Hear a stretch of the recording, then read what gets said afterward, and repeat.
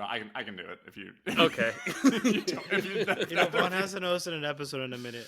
You haven't hosted. Hi, everybody. Hey there. Welcome back to another episode of the After School Cinema Club. I am one of your hosts, Vaughn. I am the actor in the group. I'm joined today, as always, by Dylan, who is our writer in the group, and Jose, who is our director extraordinaire in the group. We have some good news to share with you today. And by good news, I mean like news that is interesting and good to talk about, not like we have positive news to share yet. Anyway, we also are going to be talking about Challengers, which is the film of the week. And man, I cannot wait to get to that part. But before we get there, a couple of news pieces. I'm going to start with like the hot off the presses news, gents, if you don't mind. Mufasa, the Lion King movie. We just got a trailer a little bit ago. And did y'all get a chance to see the trailer? Vaughn saw a trailer? What?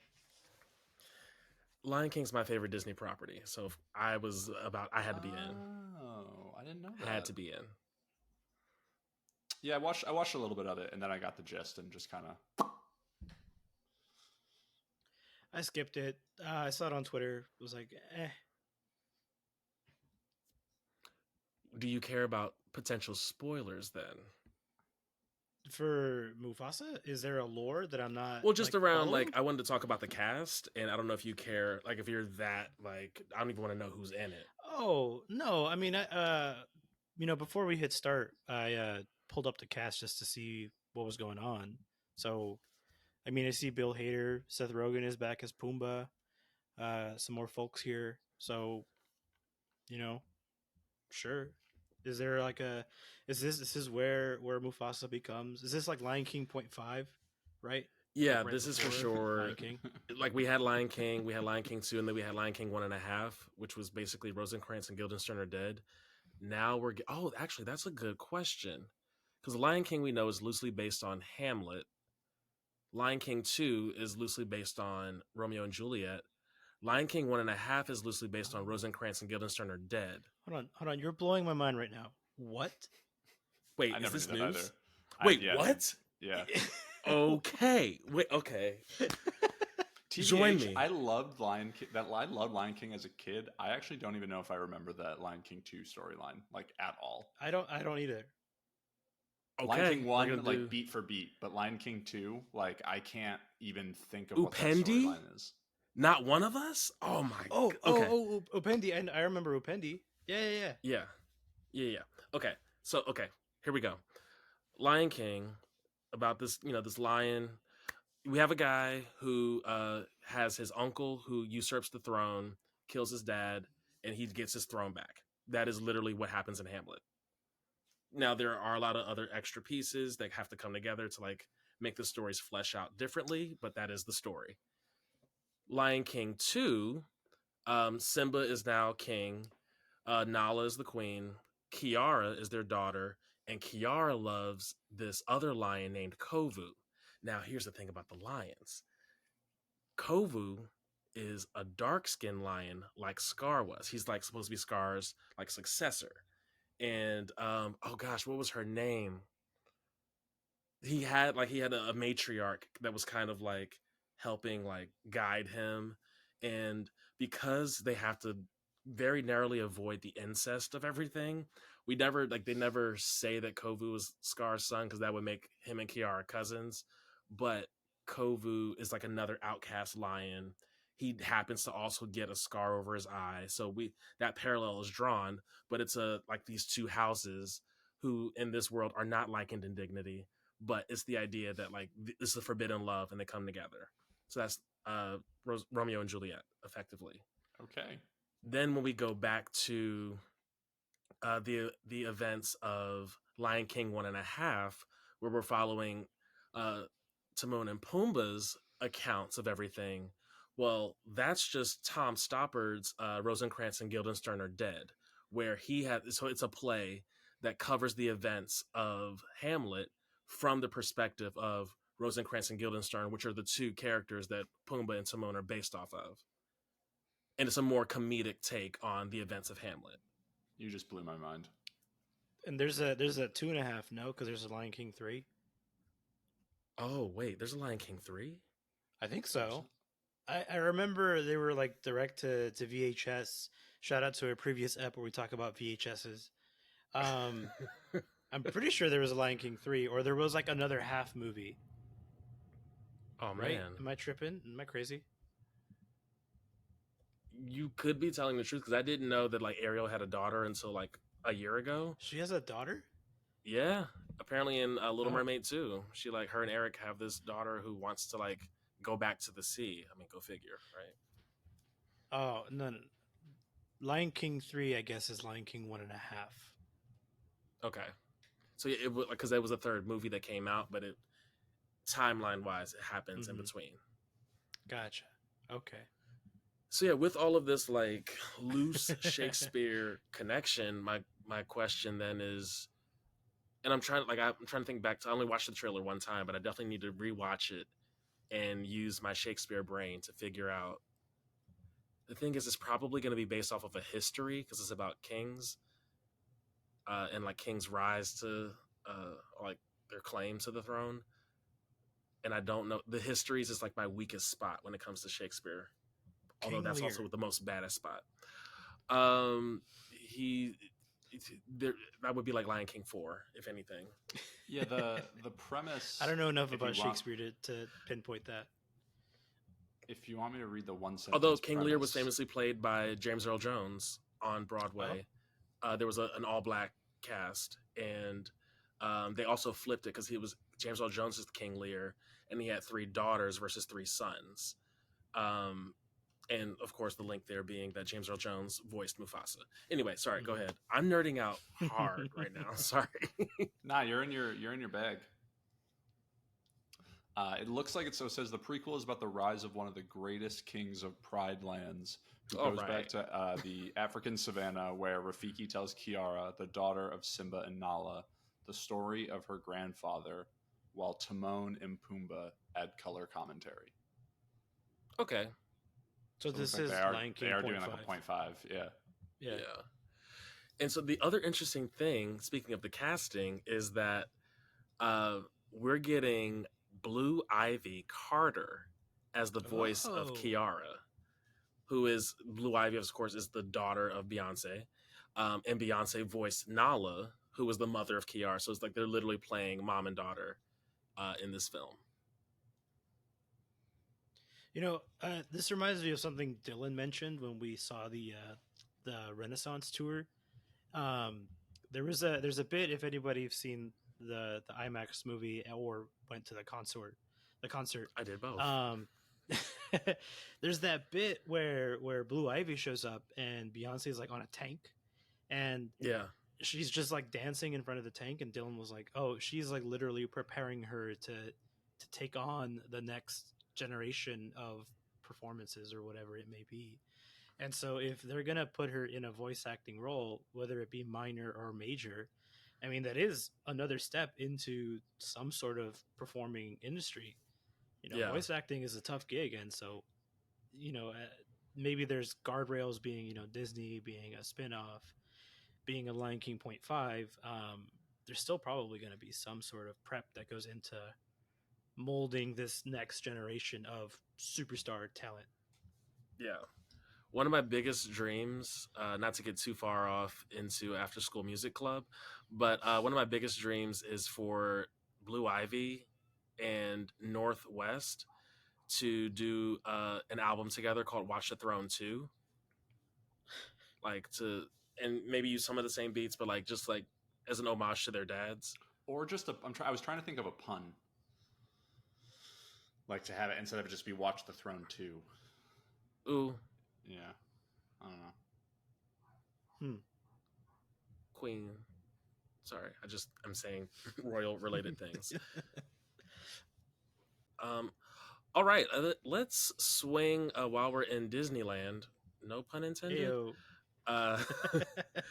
Let's swing on over. There's a bit of news from Variety where the Avengers Endgame director said that Marvel's recent struggles are not because of superhero fatigue, but a generational divide about how people consume media.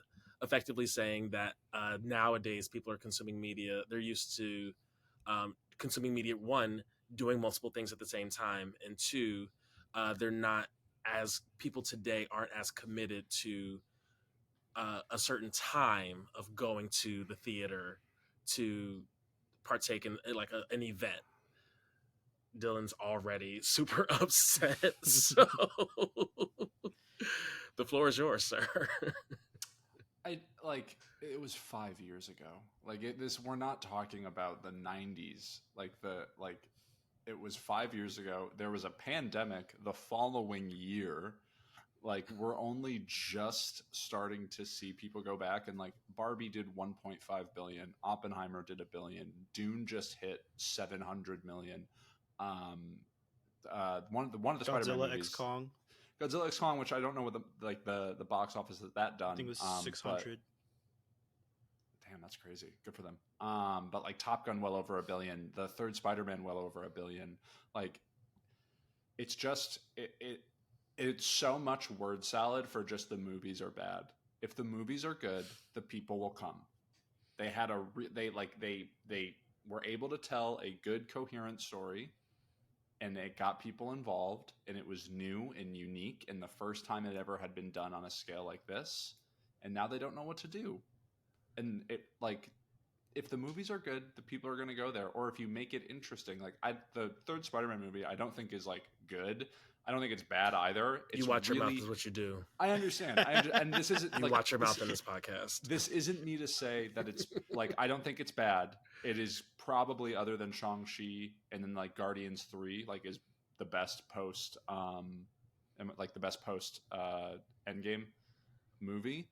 But it was a really interesting concept that they nailed for the most part. That's a very hard thing to do, and there's a world where that movie's terrible and it's not, and clearly people loved it and showed out for it. If you have something that works, people are going to go and see it. I get that they can't just say that, hey, the movies are bad, but that's what it is. The movies are bad. And I think they also started playing really fast and loose with everything. We started the slate used to be 2 Marvel movies a year. I remember when it was still 1, and then we got to a point where, especially if you start accounting for all the Sony stuff, we were seeing 3, 4, sometimes 5. That's way too much, and it's impossible to have the same amount of care, and it's impossible to have the same amount of intention when you're doing that much that fast. And it's not including all the shows and all the spin-offs and the mini which didn't have showrunners. What? Right.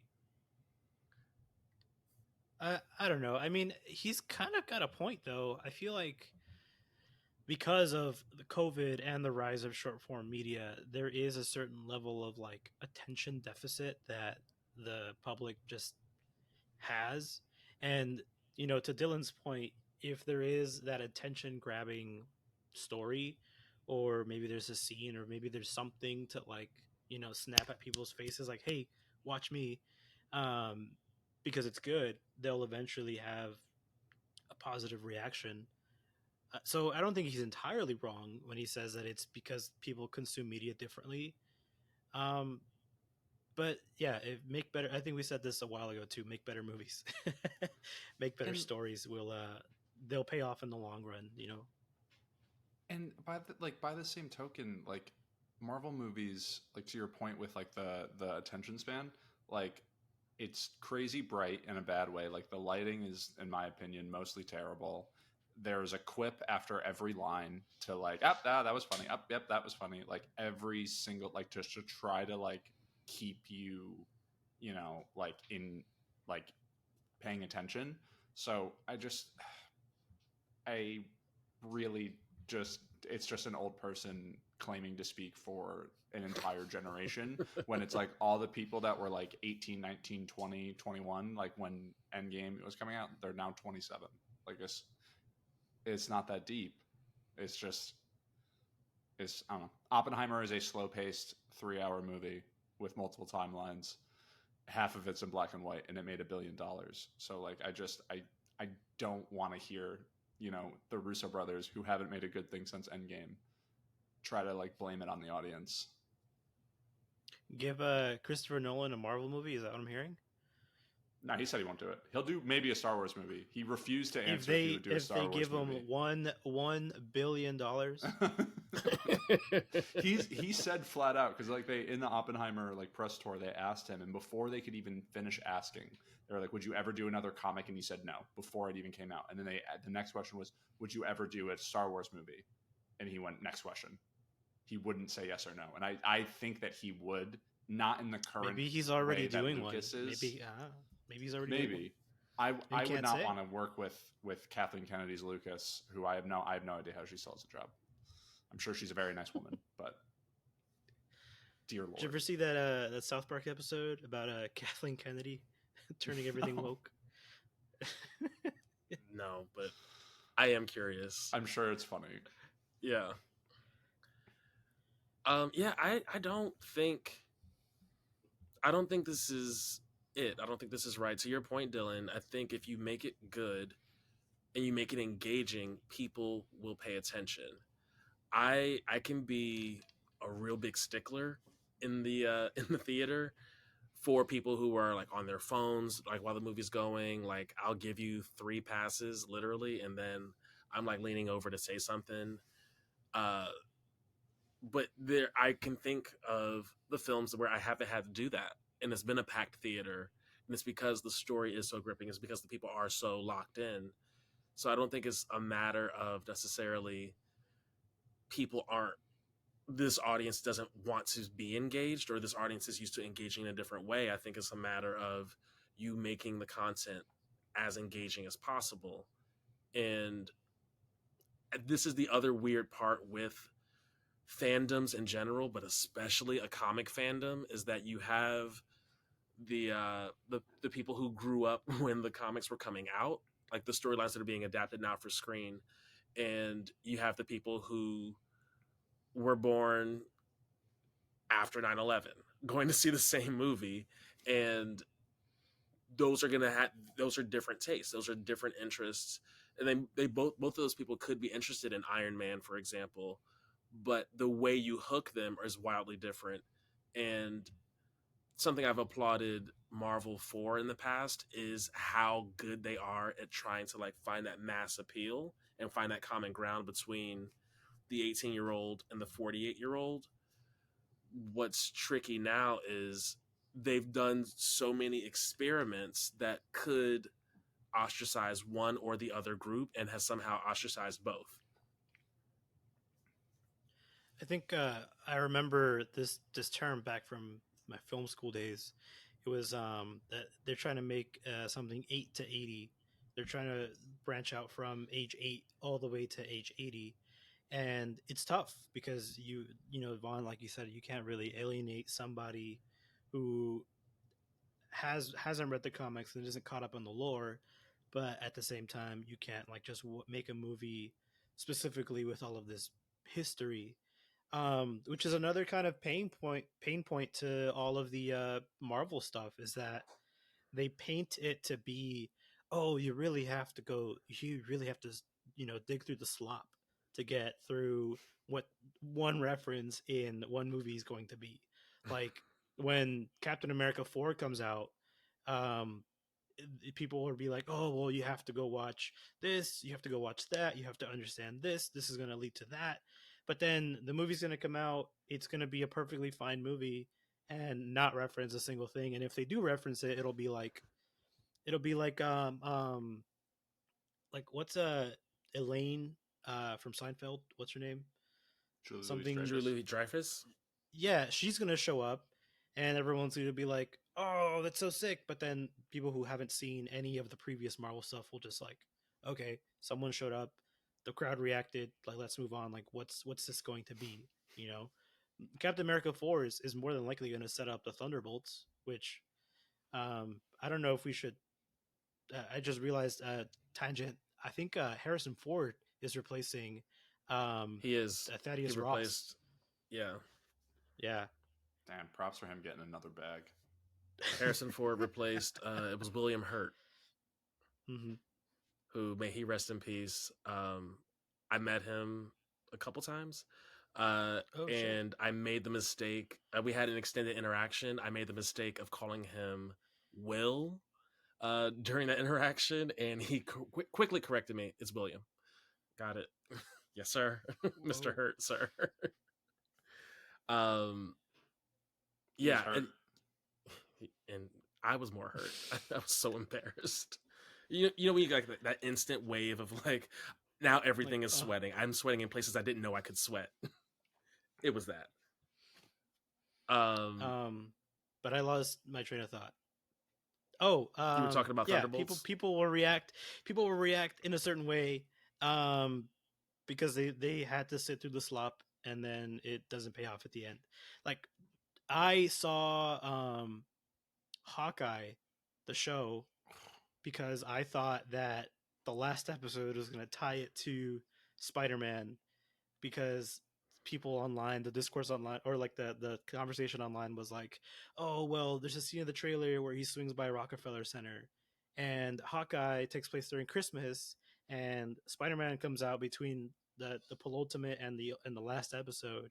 And so I was like, great, let me watch Hawkeye, let me see what's going on, let me watch Spider-Man, and then let me watch Hawkeye season finale, just to like not really deliver on anything.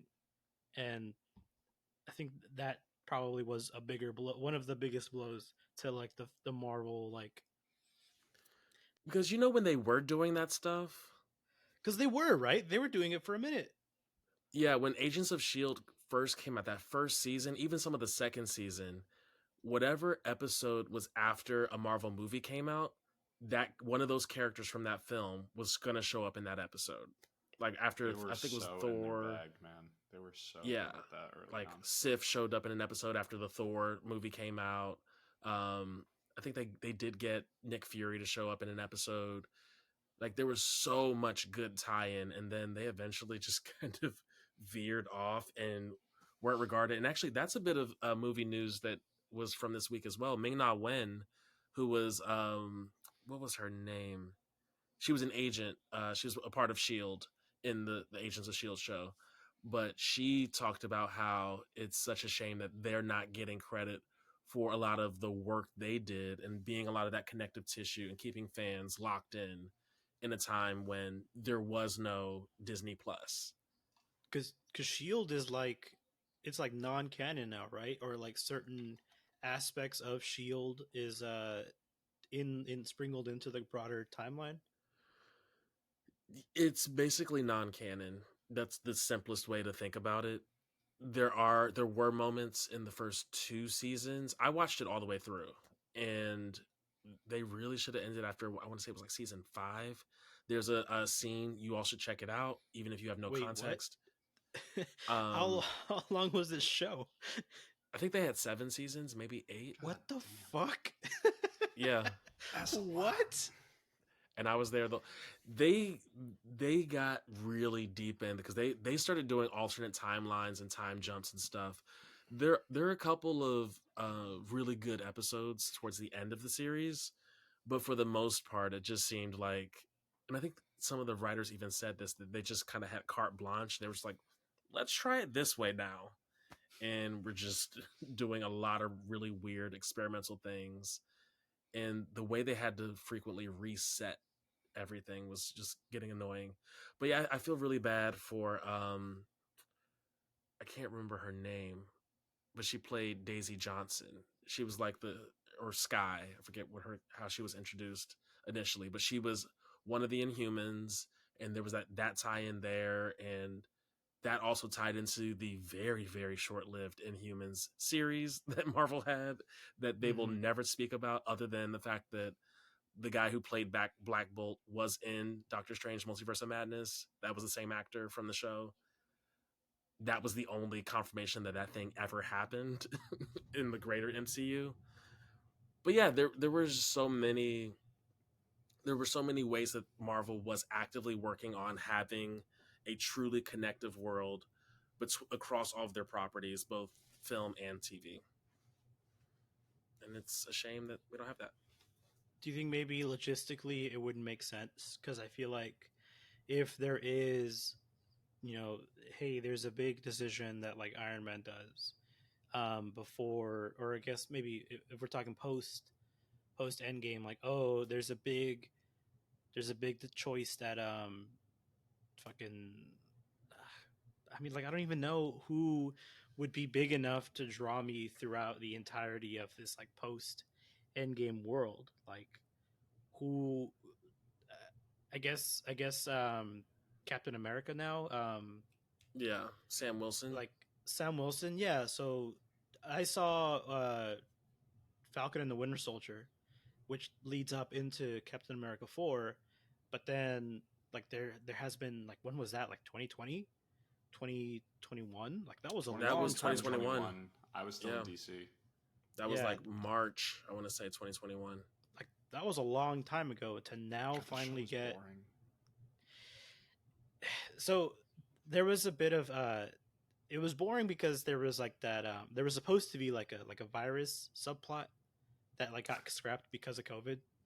So the leader of the resistance or whatever, she died of this like plague that like hit the earth, but that plague came out, or they wrote that and filmed it during COVID or like around that time, so they like scrapped it, which is why a lot of that side of things kind of failed. Anyway, getting back on track. If you gave me, if Captain America, if Sam Wilson showed up periodically throughout 2021 to now 2024 in like little bits and pieces to kind of connect it, I think I would have been on board. But a lot of them Yeah. just feel like standalone stuff. Well, some of the stuff that was going to help draw everything together is a man who no longer is involved with the company, and that's Jonathan Majors. Like the work he was about to be doing with Kang and like the Kang Dynasty, and I think they're talking about recasting that. But That was even going to help us connect it all. even his role in Loki, minor spoilers for Loki if you haven't seen it yet. It's so like self-contained, and like, yeah, there's that scene at the end, or if that was Quantumania, where like they're all kind of like in the arena kind of like chanting. There's no, every time he's shown up in something, it's been very self-contained in that narrative. It's not like an overarching like, oh, is happening in this property because of something he did before. Like there's no connection between this the future, the present, and the past. I get he's there, and I get that he's important, but it's been so I will self-contained. say, and welcome to the After School Marvel Club, where I reign supreme. The there were elements that I think were going to tie into him more specifically, like the rings in Shang-Chi, like when they were in this, spoilers for all of the Marvel things if you've not seen them, but very light spoilers, and you can still enjoy these properties. But in Shang-Chi, like the beacon from the rings, I believe was going to be a Shang-Chi thing from like the or a Kang thing, because we see Cassie also create a beacon in the beginning, which is in the trailer of Quantumania. So the idea that these rings can like call from somewhere else, that was, I think, potentially going to be a Kang tie-in, or an Eternals tie-in. Big question mark there. And I know that when we did know who Kang was, the drama kind of came out shortly thereafter, and I do believe they had to do a couple of reshoots for Loki season 2, where they had to make it all more self-contained because they were more unsure about how the trial was going to go around the assault case. So I think the stuff was there. It was just big man did a bad thing, and now we have to retool all this stuff. Hard pivot, paradigm shift. Yeah. I mean, what could have been? Would he have been, as someone who's read the comics, would he have been a big enough force, or to be more cynical about it, would he be a cheap enough head to hire on these multi contract shows to tie everything together?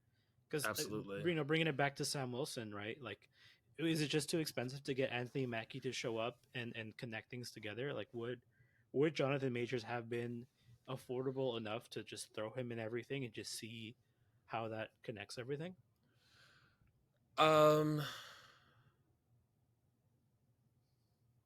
Maybe. because he was very much on the rise. Like, funny enough, he's cheap enough now. But I still think he would have been cheap at the time. He hadn't been in that much stuff. Like, he had talent, but he wasn't like a name yet. A Creed 3? Yeah.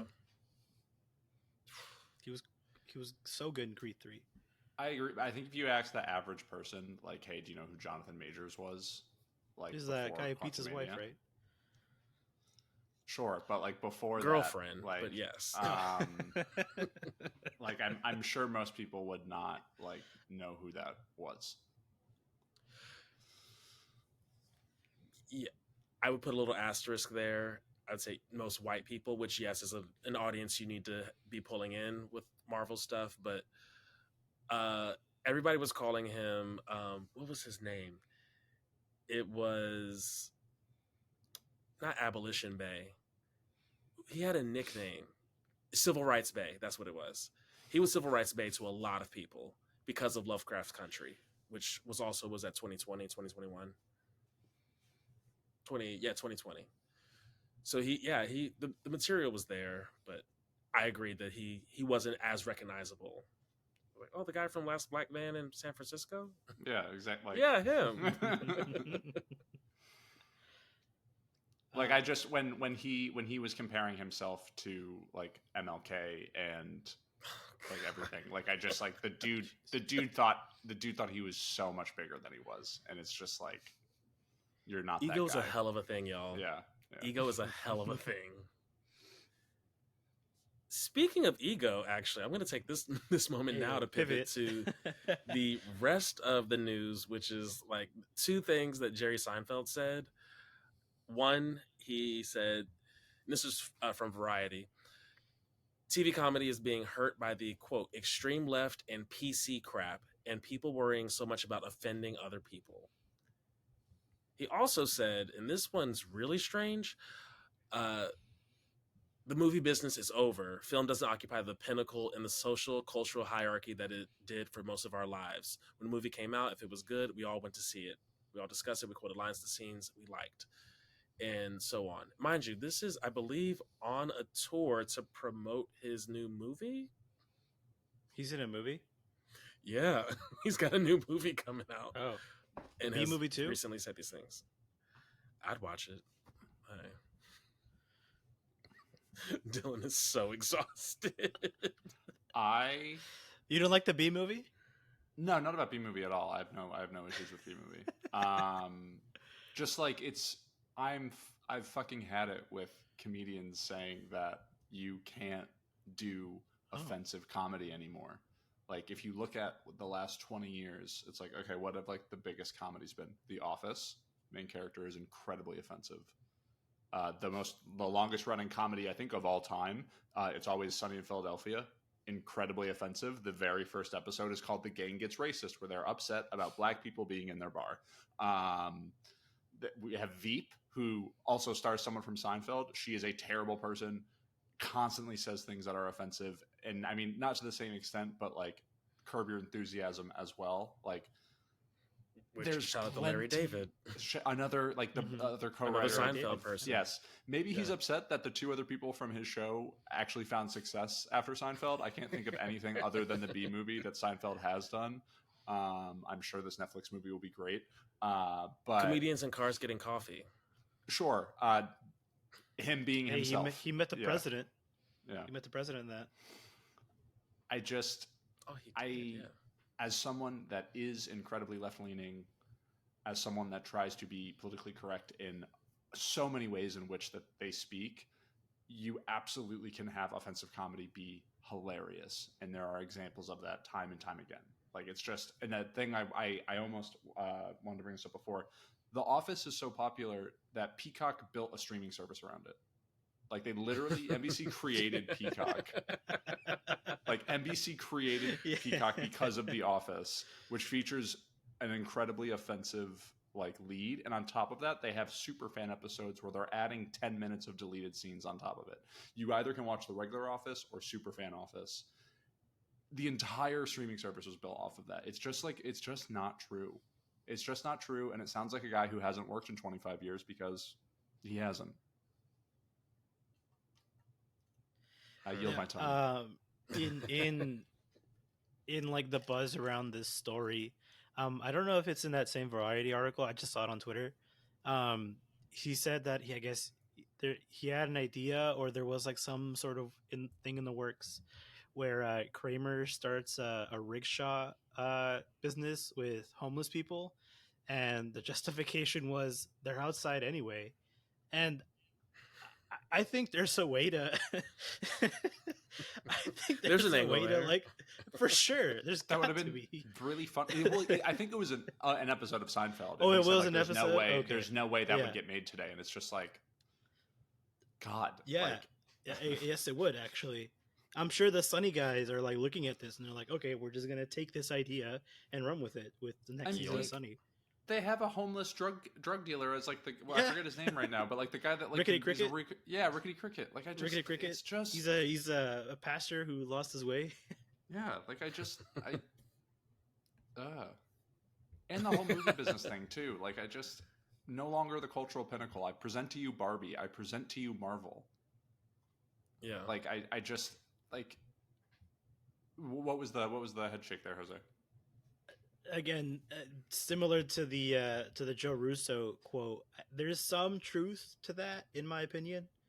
There are these exceptions to the rules, you know, the Barbenheimer, the Godzilla -1s, the you know, the Top Guns. There are the reasons people go watch movies, but I don't think I think movies have been on a decline, unfortunately, for the, you know, in the past decade or so, past 10, 15 years. They're not as impactful as they were before, because of streaming. Not to say it's because of woke or because of attention deficit. I think it's because of streaming.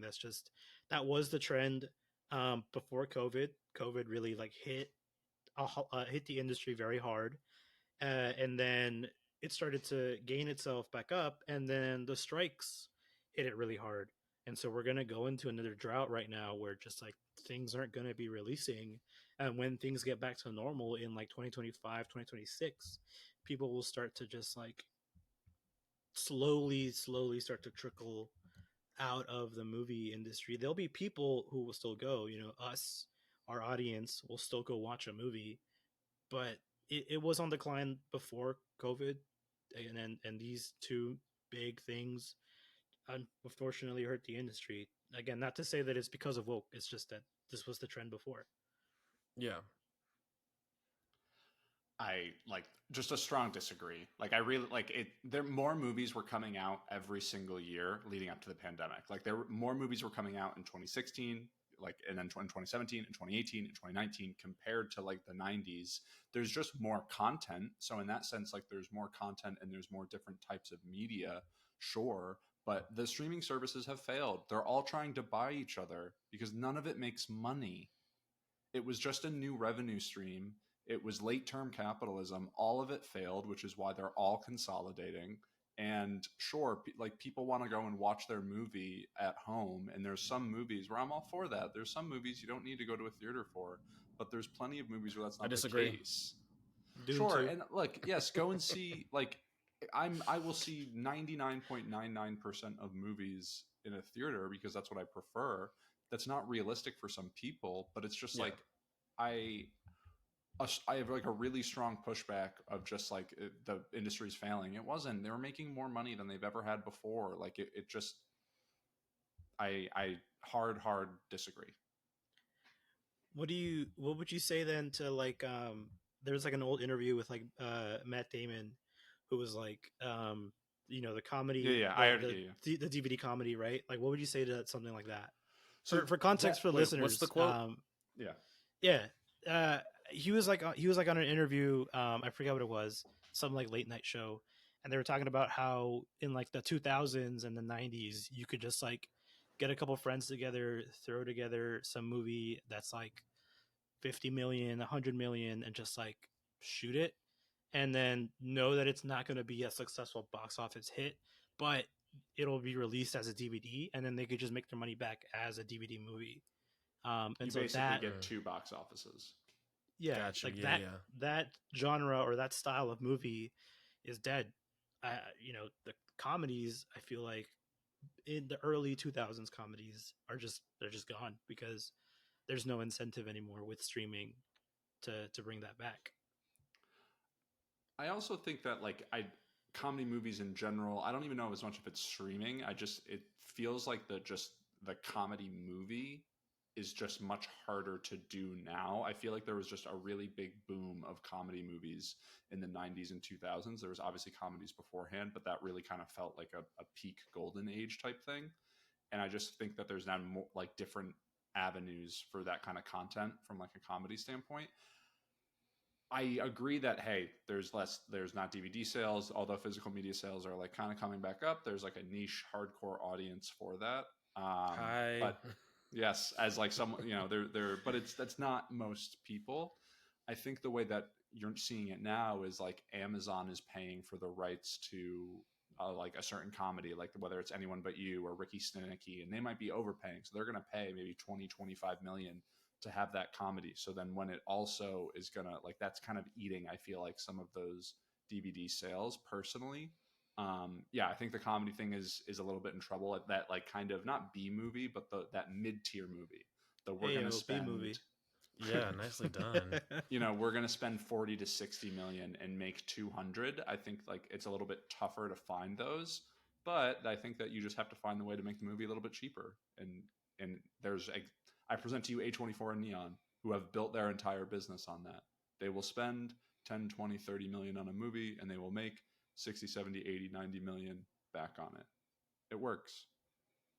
You got to adapt. Like things change. You just have to find a way. It's not that it's dead. No, it's changing. So either you can learn to adapt with that or die. So to Seinfeld's point before, comedy's gone woke, and so you can't make comedy if you've gone woke. But I don't think it's a woke thing. But you can. Like, there are a lot of comedies I've gone into the theaters to see and have had a great time and didn't offend a person. Also, Seinfeld is not offensive. Seinfeld is the most mundane shit. It's not like, it's just observational comedy. What are we doing? Like, you're not edgy. You're not Louis C.K. Like, you're not Matt Rife. Like, you're not you're not Shane Gillis. Those are edgy comedians. You want to talk about like cancel culture? Louis C.K. is selling out shows. Matt Rife is selling out shows. Shane Gillis was fired from SNL for like the comments that he made, then came back and hosted it and is like the biggest like name in comedy right now. I don't have time for it. I'm so mad about this for no good reason. I see. It's just like, yeah.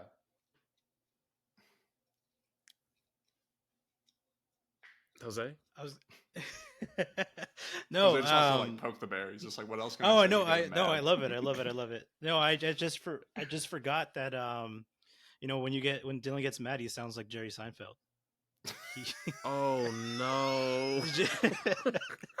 That's gonna be really. You guys heard it. You guys heard it, right? You guys heard that, right? I can't wait to edit this and just like crack up at that.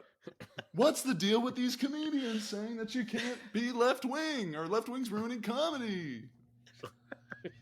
No, now he's trying. Now he's trying too hard. He's aware. It's fine. You're gonna have a good time when you edit. I can't wait. That's gonna be fun. I do have one more bit of news if y'all were up to talk about Sydney Sweeney. I know we just mentioned Anyone But You. But apparently, she said, and I quote, I was on every call. This is around the romance rumors because she's married. Glen Powell, I believe, also married. And they were in this rom-com together where it seemed like they maybe were more than just co-stars.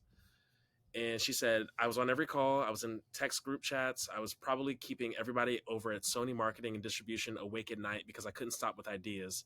I wanted to make sure that we were actively having a conversation with the audience as we were promoting this film. Because at the end of the day, they're the ones who created the entire narrative. What are your thoughts on this sort of like marketing style? The viral marketing? Did it work? Let me start there. It absolutely worked. I mean, Glen Powell and his partner broke up. Whoa. Oh, Homewrecker. Yeah.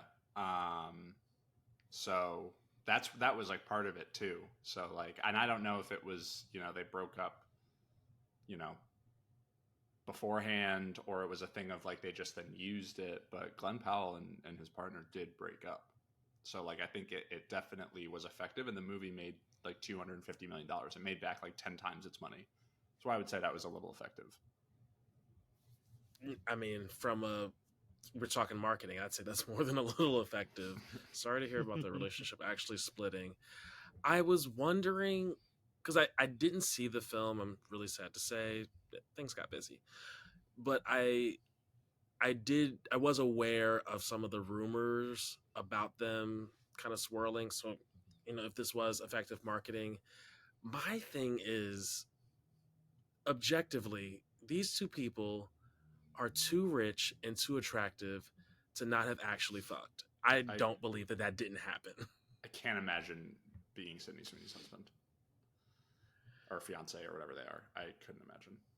A saint. Gotta be. It would make me sick. I would be sick to my stomach.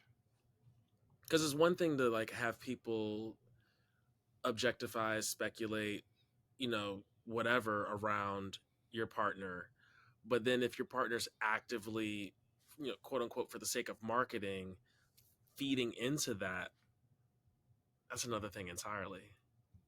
Is her partner like, not to say irrelevant, but just like not in the public sphere? Like, who is she with?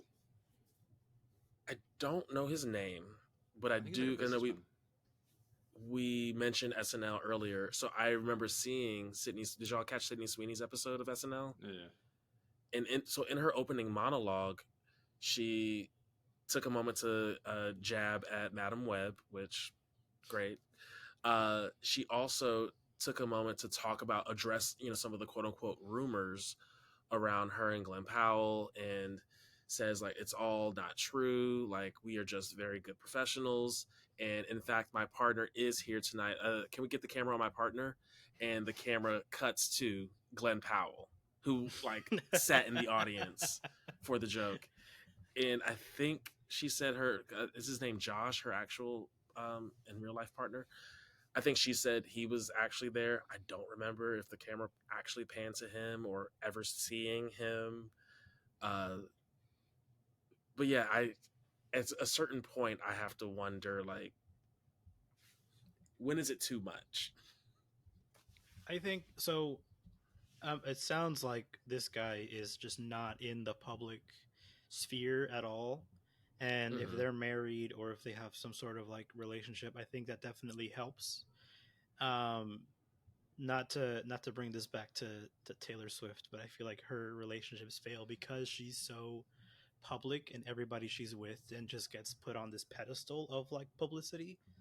And so I, for one, think that this is the only way some sort of like not power struggle, but just like some sort of like fame struggle can work, is that if someone is just completely irrelevant, or it's like some office gig, or maybe it's like some broker in New York, just like obviously pretty well off to be with an actor or actress, but the other person is in the public persona 24/7, and it has people like just on them.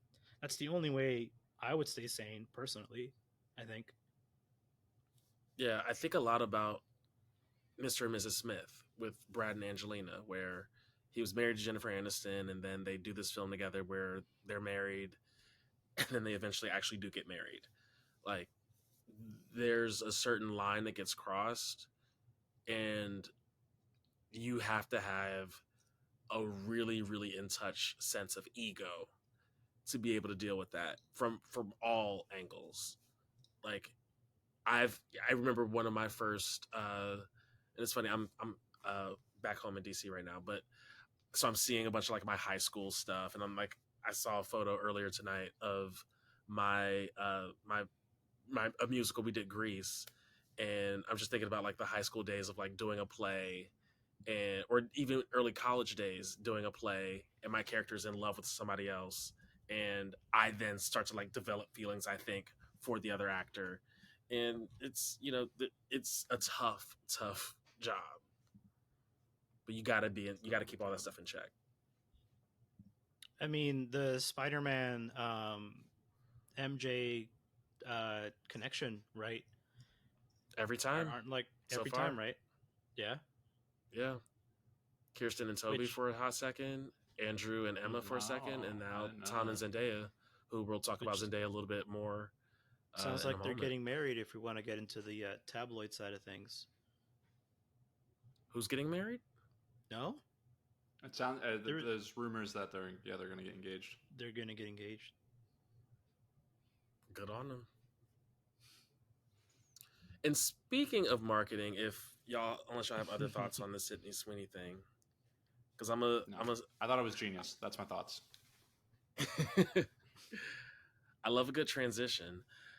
So, a part of what was so interesting about Challengers coming out was the one clip that we saw where we see Zendaya between these two guys on this bed, and I remember the streets were going crazy, saying, wow, Tom Holland really just let his girl have a threesome on camera.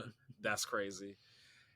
And that sort of take is wild by itself. Like, she's her own woman. She's allowed to do what she wants to do, especially professionally as an actor. But also I guess I'm let's just dive in. Challengers. Non-spoiler thoughts. Go. Non-spoiler thoughts. I don't know. I'm mixed. Yeah. Real quick, I just want to say, for anyone that doesn't know what it is a like sports, romance, sexual, like coming of age movie. Just in case, and I'm guessing most people know what it is, but I just kind of wanted to give listeners a little bit of a heads up if they weren't aware. But sorry, Jose. Also, just to jump in real quick, Jose, because I wanted to try a thing. This movie stars Zendaya, who I think needs no introduction, playing Tashi Duncan. We also have Mike Faist playing Art Donaldson. Mike Faist, you may have seen. I knew him, and I didn't even recognize this, but he was in Dear Evan Hansen and actually won a Tony for being in the original cast of Dear Evan Hansen. He then was in West Side Story in 2021 playing Brick, a name sort of like that. But he was incredible. He played Tony's right-hand man, essentially. And he was absolutely incredible in that. This also has Josh O'Connor playing Patrick Zweig. He's a British actor. He went to Bristol Old Vic. Shout out to Bristol Old Vic, a very prominent school in the UK. It's where I believe Laurence Olivier attended school. Oh, damn. It's also where my friend Jay attended school. Shout out to Jay. And Josh O'Connor, I was looking into his like IMDb stuff. He's been around for a minute, but most recently people would probably know him as playing a young Prince Charles on The Crown. But those are our main players for the show. Back to you, Jose. So, hey, to Dylan's point, or not to Dylan's point, but to the audience's point, I had no idea what this movie was about going into it. All I knew, I'm for this. No. All I knew was that clip online of that everyone saw with the Zendaya threesome, and then after we recorded last week's episode, I think I saw like a trailer on TV during the NBA playoffs. Shout out to the Lakers. AD just hurt his shoulder though, so I hope they could do it. Shout out to the after school basketball club. Anyway, yeah, no idea what this was, and then like the trailer that I saw was like, oh, this is the sexiest movie of the summer. Like, go watch this, hot flick, and then it's not hot. Dare I say? Like, yeah, there are scenes, there are themes, there are things that you see.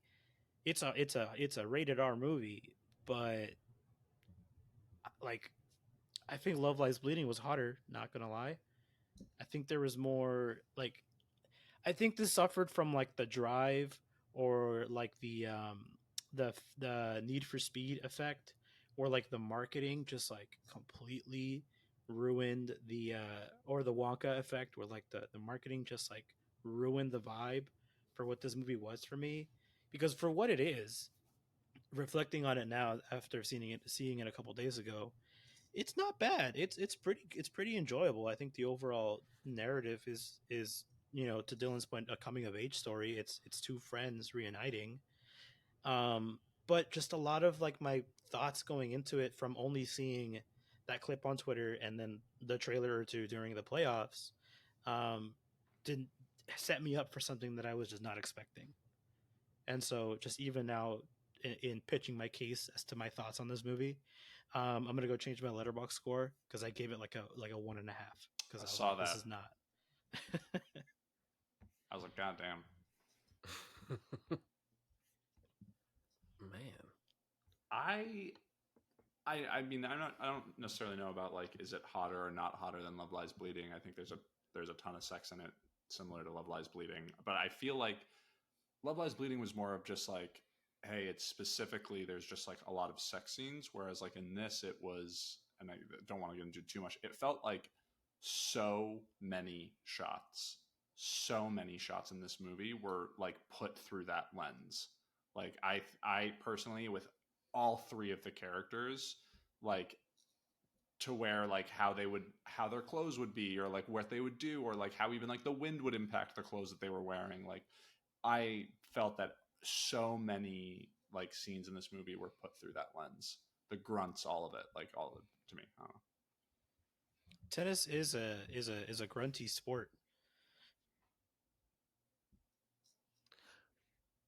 I'll say, and this is maybe salacious. Since I had this realization watching the movie, I've gone back and forth on whether or not I would mention it, but because it's come up, I can't not say it. This was the first film I saw where I found Zendaya incredibly attractive, and like I was like attracted to her.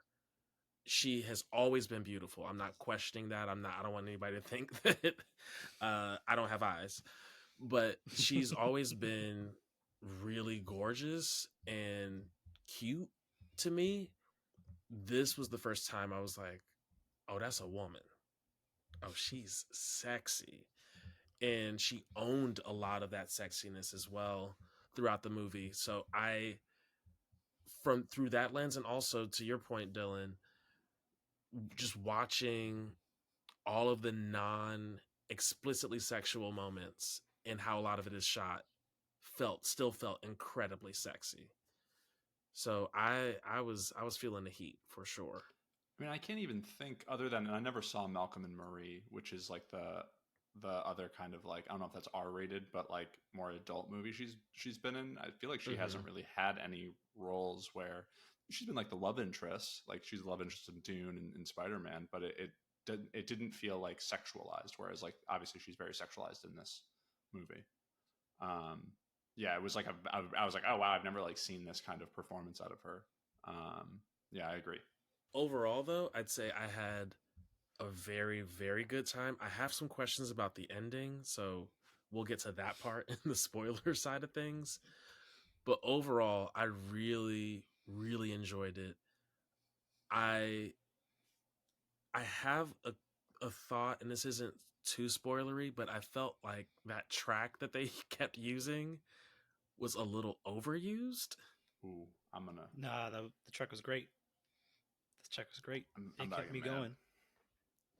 Dylan's gonna get mad.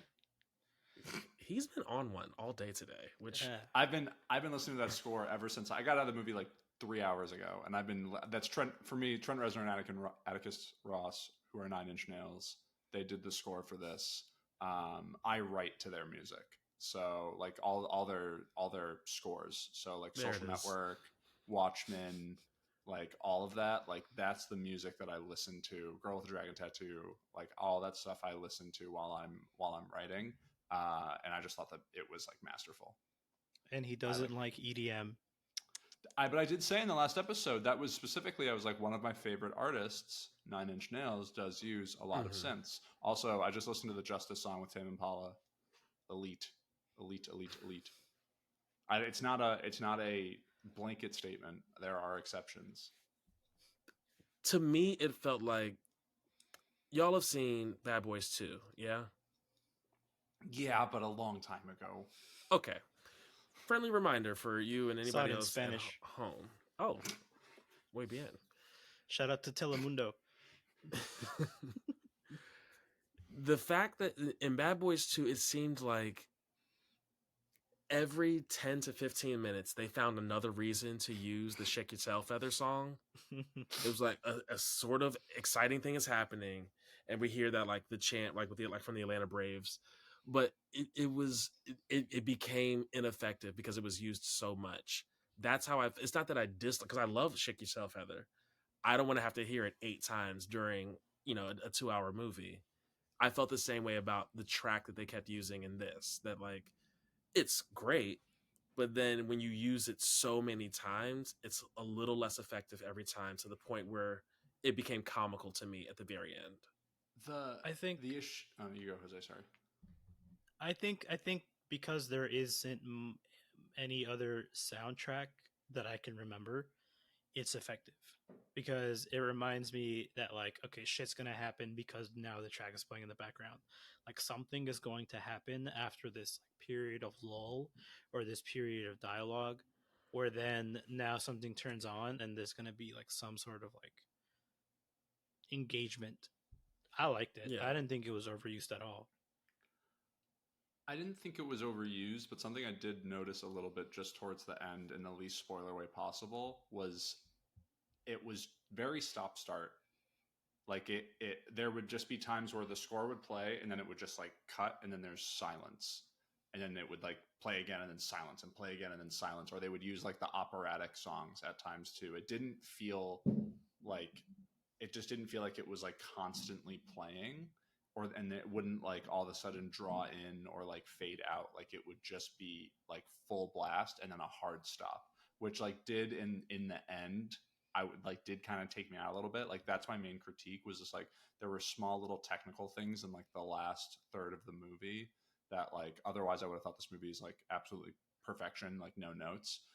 It was just like weird for like a really talented director. Like Luca Guadagnino is like a really really good director and a really impressive resume. But it was just like I was like, oh, this is weird. This is like, this looks like you don't know what you're doing, but clearly you do. Like you're very good at this. Thank you. That is exactly the point I'm making. Anything else non-spoilery that we can say? Go see this movie. For sure. IMAX? No IMAX? I saw it in Dolby. I'm a Dolby guy. I'm a Dolby guy every time. Is Dolby the new wave? Do I gotta get on the Dolby wave? Unless it is specifically something like Dune or Oppenheimer, where it is like filmed with that intention, I'm now basically gonna go like almost try to see everything in Dolby. I think this was shot on IMAX, or like for IMAX, because this time I saw it at a Regal. Take my Cinemark card away. Saw it at a Regal. And the Regal that we saw it at had the 4:3 ratio, and it was filled the entire time. So I don't know if it would have benefited from the bigger screen. I mean, every movie that we've seen, when you all say, "Oh, I saw it in Dolby," like, "Oh yeah, that makes sense," because sound for sure will be a way better like appeal for everything. There's like a 4D kind of element to it because the sound is so present, like a spoilery thing that happens, which is why Tashi changes careers. That and Dolby, everybody shuddered. Yeah, that got a reaction out of everyone, and like So just like I gotta the watch it hits and everything. in 40x then, right? The Dolby 40x with the Yeah. moving and the they. Yep. Someone Exactly. there's an arm with a bat, and like Yeah, and then they take you directly into the USC Medical Center to perform surgery after. So spoilers for Challengers.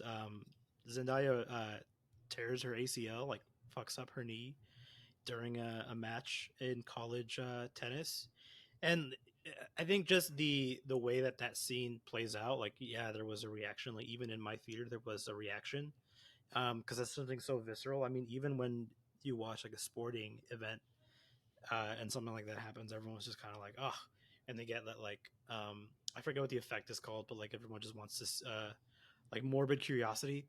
Like, everyone wants to see it, even though they, like, kind of don't. Yeah. So I can only imagine what that sound was like in Dolby. If seeing it in IMAX was just like, ugh. Yeah, both Davina and a random guy to like my right and left, like covered face, like we're like like verbally, like we're not like about it. I had no problem. I mean, I watched like MMA and shit and like sports. Like I watch like people's bones sometimes stick out of their legs when they, and so it's just like I'm pretty desensitized to it. Yeah, dude, soccer. Oof. Yeah, like there's just gnarly injuries. Yeah, like yeah, you just get really desensitized to it. Yeah, see, that's not my ministry. That's not the world I've lived in. Yeah. So I was among the people of just being like, "Oh God, please, I can't watch." Yeah, it's like real stuff like that doesn't bother me, but like I'll never watch a horror movie. Fair. Mm-mm. Fair. Jump scares, like absolutely not. Yeah. And for me, if you throw enough sci-fi on it, I can absolutely watch it. So we're watching the new Alien movie in Dolby. Oof. I've never Crack seen them an Alien bones. movie. Me neither. I honestly, like, to me, from moment one, with like them basically like teaching you how tennis works, which I appreciated. Like, it felt very much of like they were like game set, like 15, nil, and then, or like, love 15 or whatever. Yeah, sorry. Yeah. But like in that kind of way of like, in case you don't know, this is how it like goes. Hey, if you fall on a serve, this is what it looks like. Like, they were like, it felt very intentional, and the nonlinear storytelling to me really worked and helped added context when they would do so. And just like all three of those characters are just like terrible people. Just truly, I think the Donaldson is like the least terrible of the three, but just all three just like scummy. It's in a less obvious way, but I think he's right up there with the other two. But in the beginning, yes. Then by the end, it's like it's the consequences of his actions have like then like caught up to him. I feel like. Yeah. How do you mean? Because he took his friend's girl, and he was trying to sabotage. Yeah, like he was trying to sabotage their relationship in a way, because he always liked her and he was upset that he lost and all those things. And then like it leads to that, and like, that scene where she's like in the training room and she's like, get out. Like he could have been the intermediary, and instead he like took full charge. He was like, he screams at him. He's like, get the fuck out.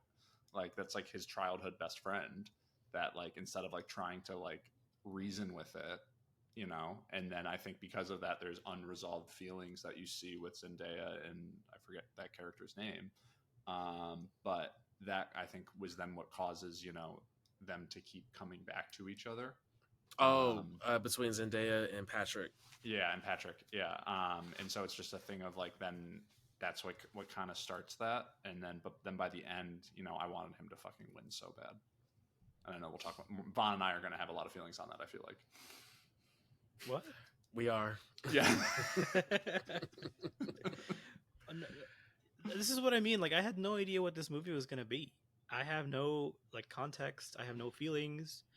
Out of everything that we've seen, this is the most like unengaged that I've been to watch a movie. I've been like, dare I say, this was like homework. I knew of it. I didn't know what it was. Damn. But like, God, I don't get this movie. I don't get it. What did I miss? Like, why am I not? Were you like, not? Why like, did I by not the hear end... about this movie? Oh, not hear about it? That's that to me is weird. With just how often you go to movies that you never saw like trailers for it or anything like that. Nope. What's a trailer? Yeah, Vaughn doesn't see trailers, but it sounds like Vaughn had a better experience. I think I'm more upset that I was misled. But I guess, like, to me, normally the more I go into a movie not knowing about something, generally the more I like it. Like, I think of things like Parasite, Uncut Gems, like a lot of movies where I just kind of go in and I like don't really know what's going to happen. Ex Machina, like I go in totally blind. Like I'm get like so much more because it feels like nothing's really influencing me. Yeah, you're not waiting for the payoff of whatever a trailer showed you or anything like that, or a story element that maybe you already are aware of. So then again, I think that's why I was so upset, is because of this marketing. To bring back my point from earlier, like um seeing the threesome scene, which when it finally came on was just a complete misdirection. um it ends up being something completely different. And then again, even in like the ads that I would see on TV, just like the the sexiest movie of the summer, but like, yeah, there was sex, but there wasn't like it. I feel like there wasn't any need for it, or there was one too many, if that makes sense. I think Prude Jose. I was trying to formulate this. Yeah, I was gonna say I'm trying to. We did get a lot of dong in this movie too. A ton of dong. Flaccid dong. Abound. Yeah. What were you saying, Jose? I don't even remember.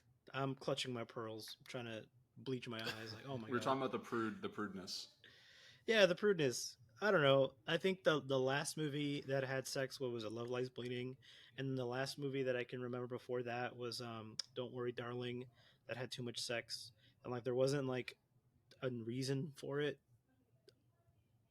I don't know. Like they could have done with one less, or if anything, this could have been like a PG-13 movie, and people would have gotten away with it. You know, make Zendaya wear like a t-shirt as opposed to just being like in a bra and underwear.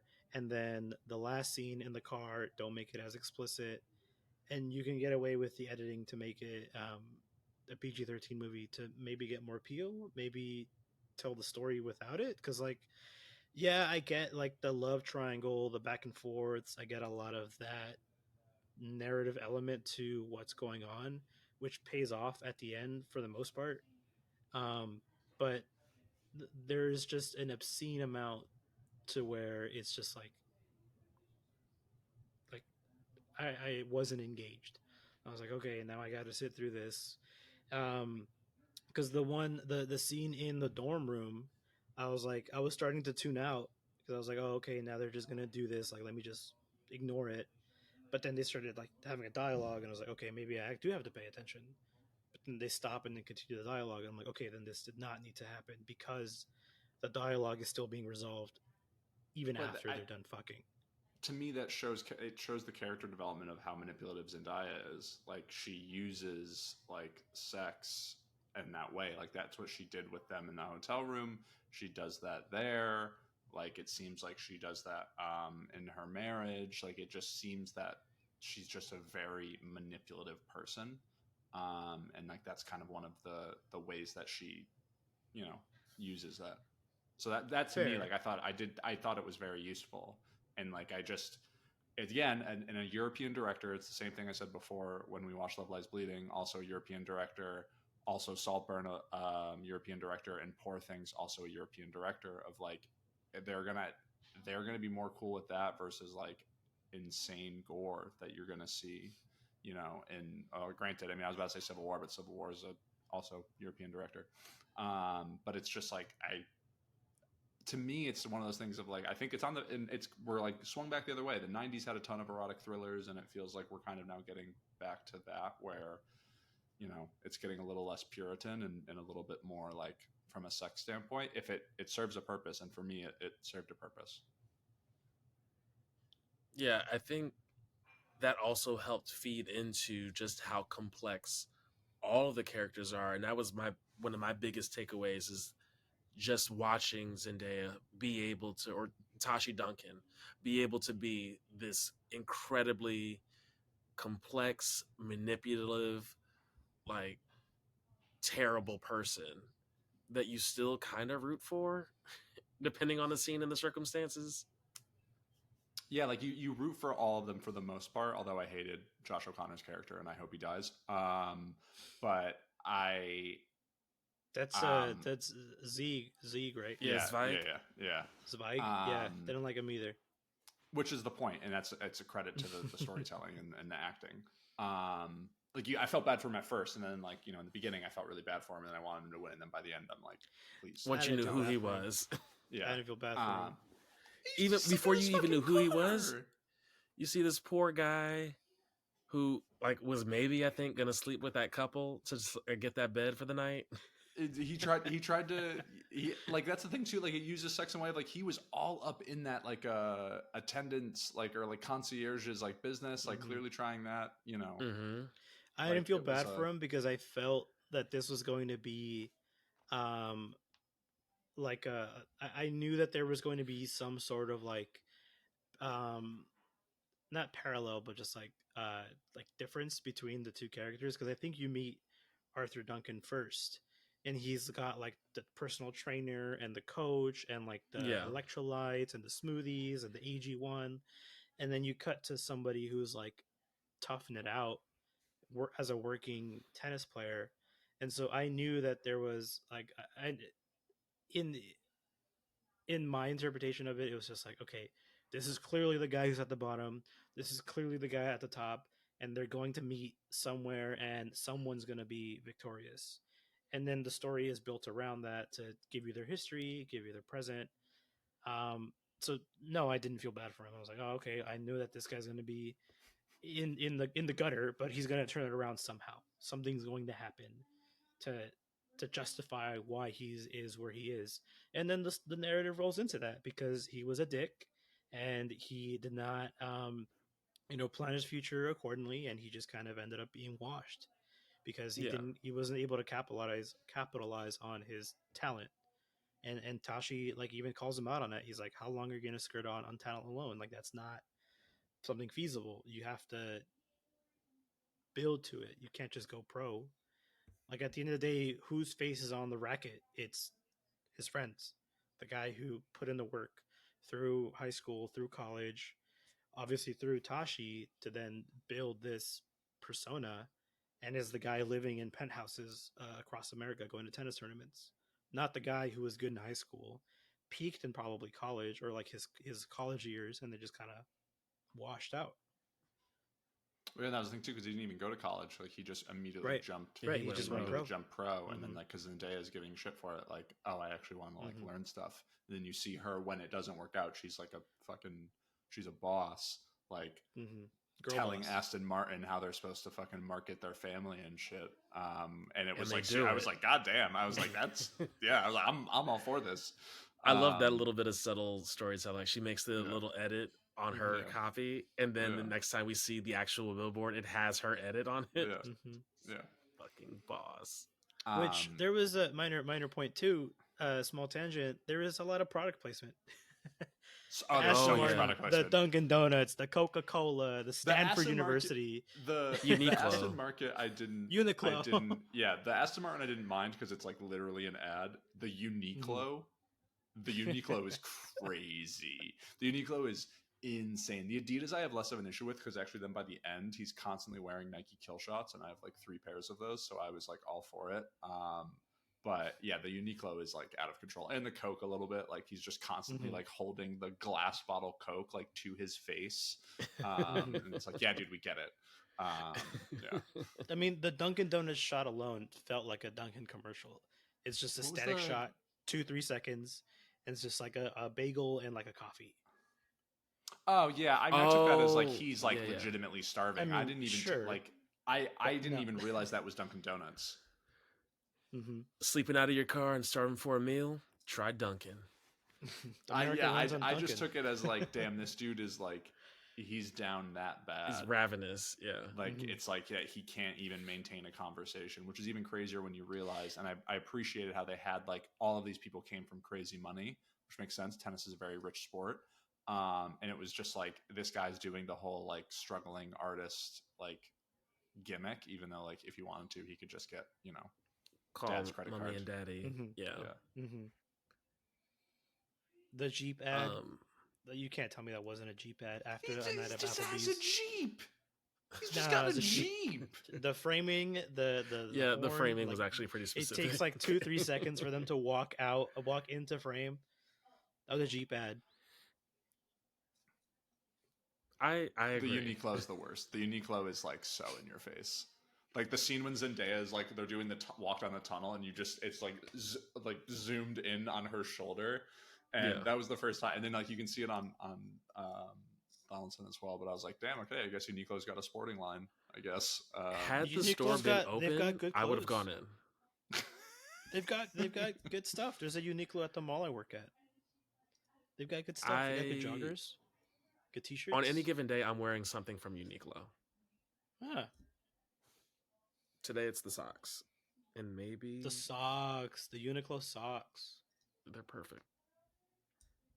Even for my trip, the 75 to 85% of the socks I packed, Uniqlo. And all, they're just incredible. This podcast is brought to you by Uniqlo. Enter code FASTFASHION for 15% off. I have a random question that is like spoiler specific as well. Did anybody else question Lily's parentage? Oh, I didn't even think about that, but I don't think so. No. They did plant the seed a little bit because Atlanta was like 8 years, now that I think about it. Yeah, Atlanta was 8 years.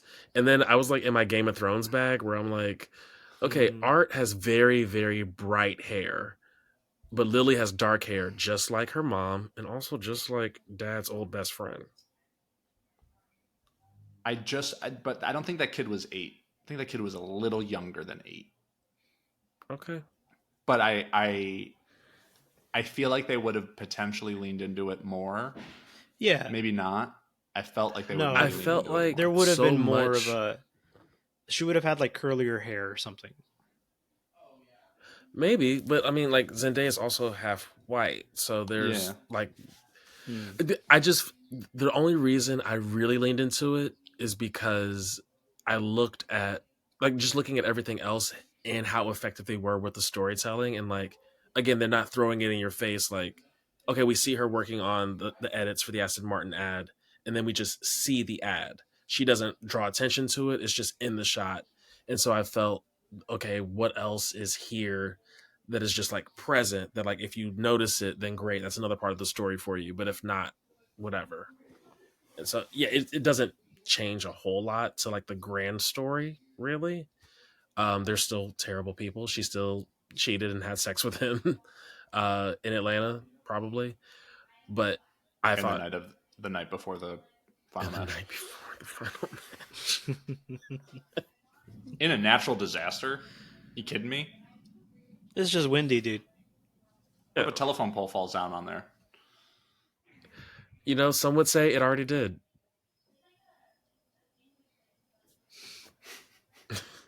A lot just happened right now.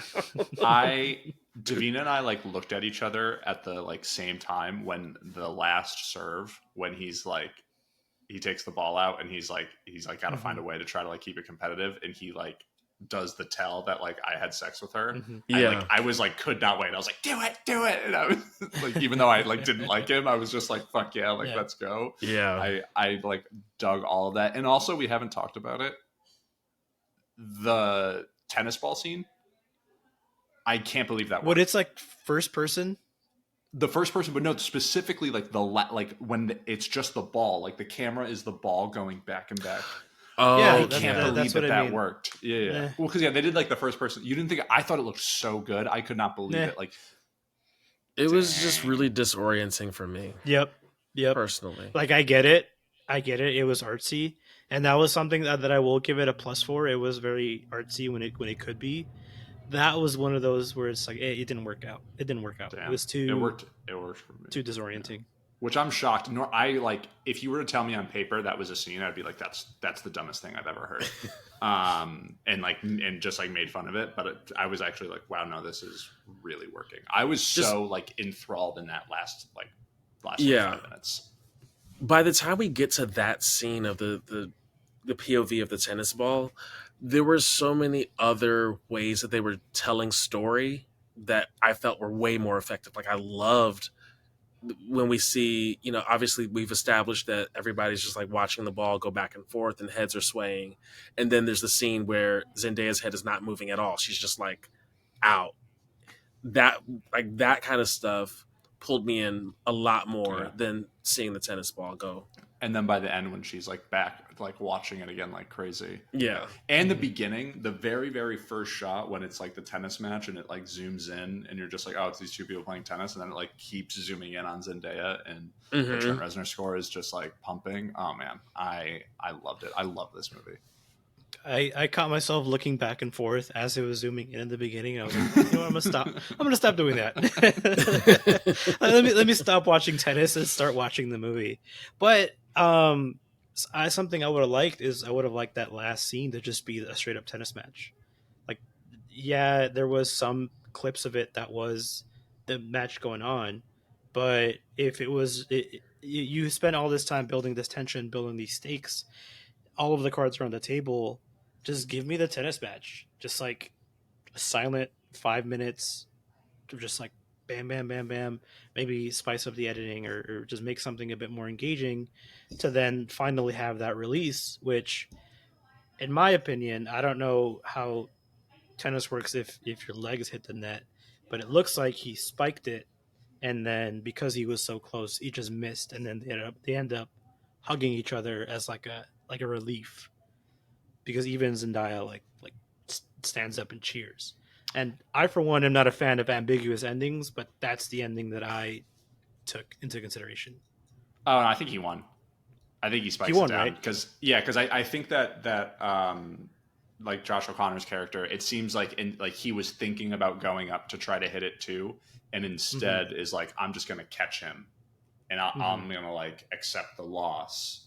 And whether he was doing it because of Zendaya, whether he's doing it because like he was, they don't talk about that much. He's clearly also in love with him, like even like from early on when he like grabs him on the knee and stuff. So it seems like more of like, no, we're gonna have this embrace, and I've got you, and he's gonna win.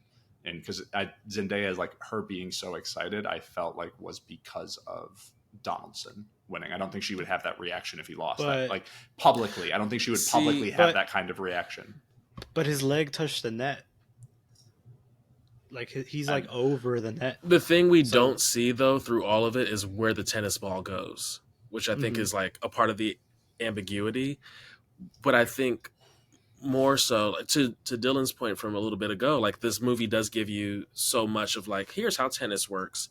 And Tashi has a line where she says like tennis is about a relationship, and she talked like, I forget the exact line, but she talks about the match between her and Abby, whoever, like how like for that one set or those couple of volleys, we were in that relationship together, we were in love together or whatever. And she also mentions like, she's like, I'm not a homewrecker, because these two guys are like quote unquote best friends, but then Zweig he could just be hopping from bed to bed to bed with just women, but we do see on the app that he also is swiping on guys.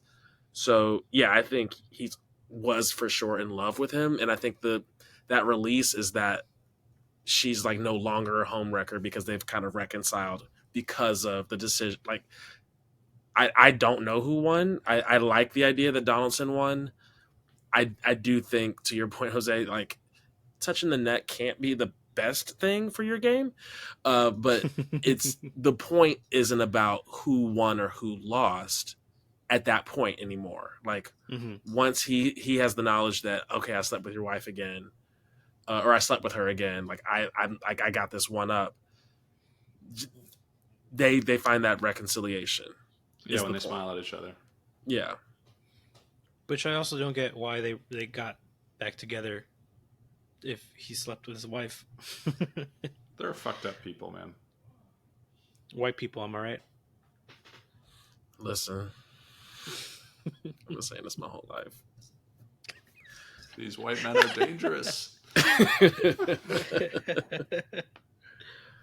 But again, these are all great points. It's a great sports film. It's a great friendship film. It's a great like bow tie. why is it marketed as sex? I don't know.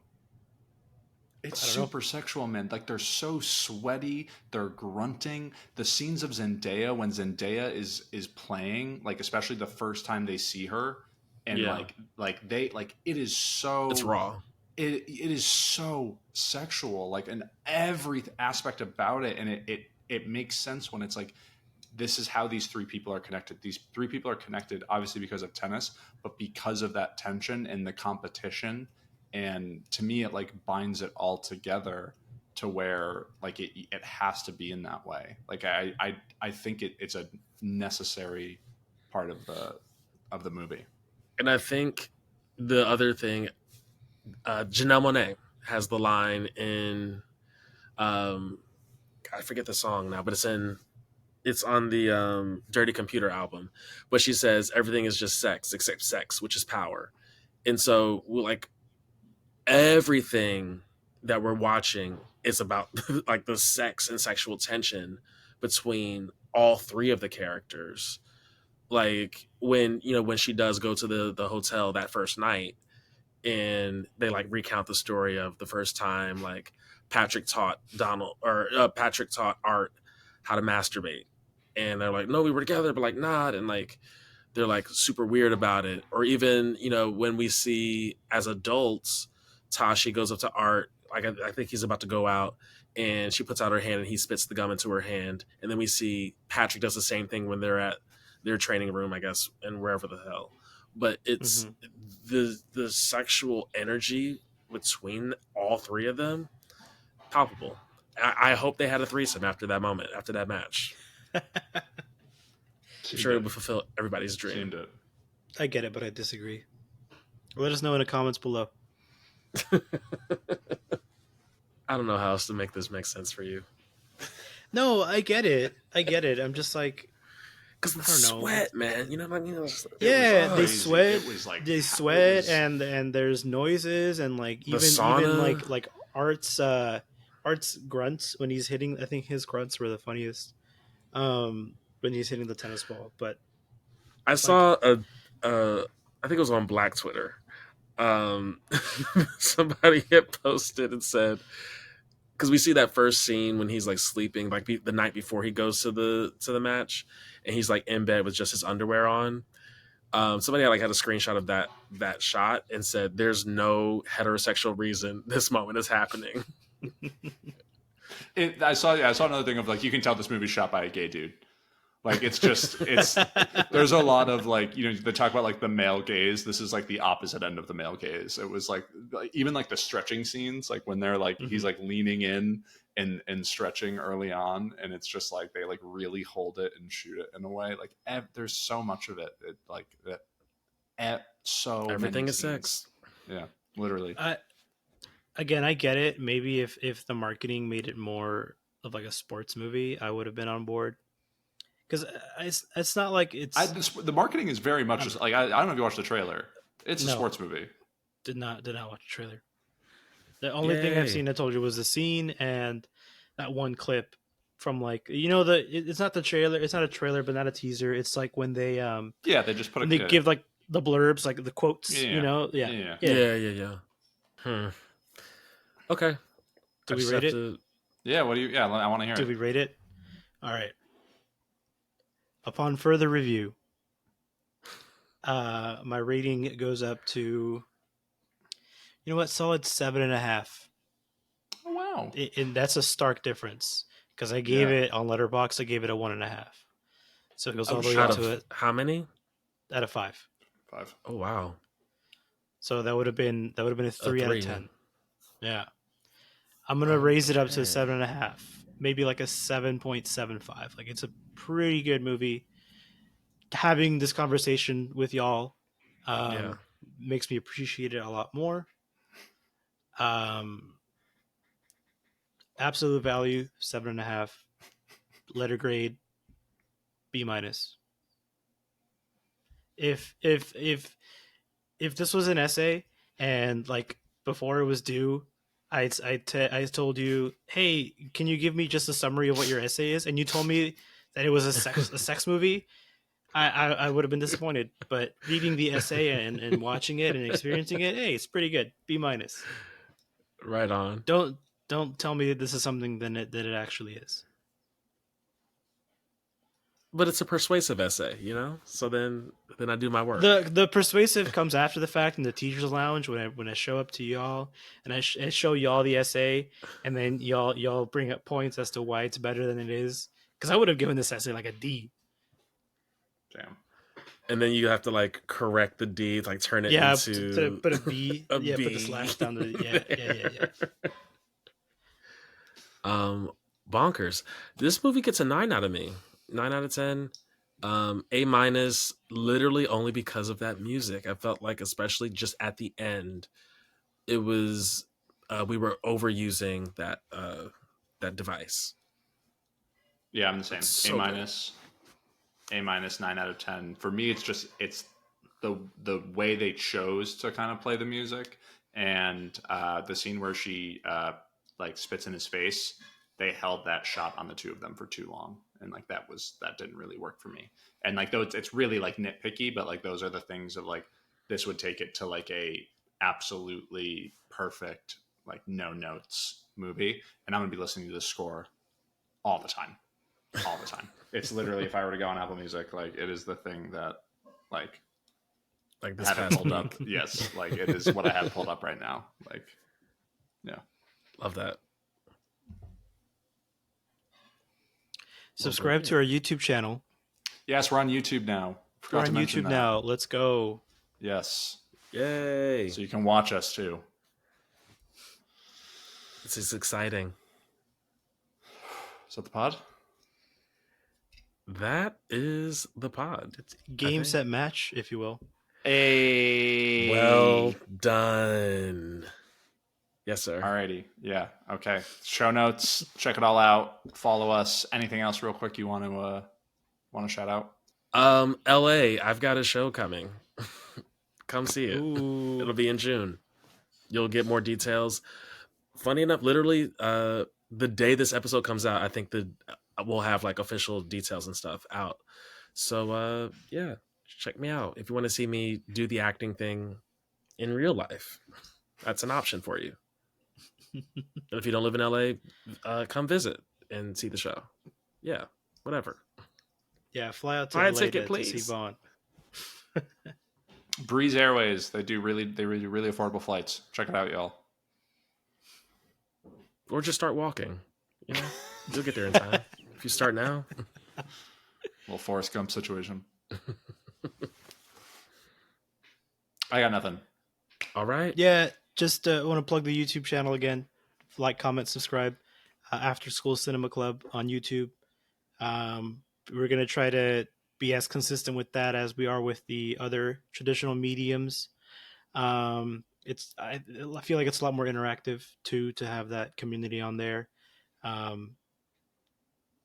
Ring the bell. Please.